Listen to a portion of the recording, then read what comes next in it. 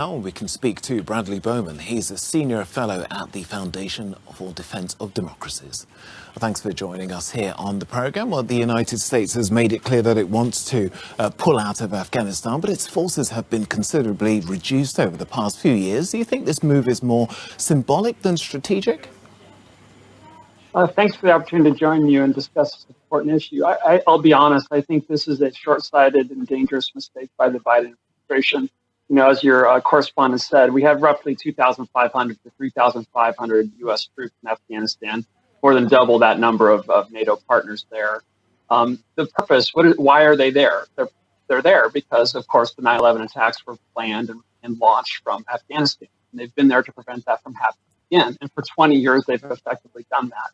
By withdrawing these troops on a timeline-based, conditions-ignoring approach that ignores the advice of military commanders, we're going to relieve pressure on terrorist groups who will now have more time, breathing space to plot attacks against us. So I hope I'm wrong, but I believe this is a mistake that will come to regret. And I think international troops will be back in a matter of years, unfortunately, after Afghanistan has endured additional suffering.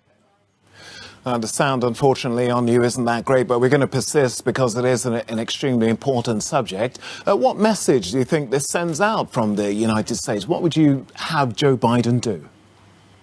I would have President Biden reverse course. He's about to make the same mistake that the Obama administration made in Iraq in 2011. They did the exact same thing. They did a timeline-based, conditions-ignoring withdrawal in Iraq in 2011, contrary to the advice of commanders.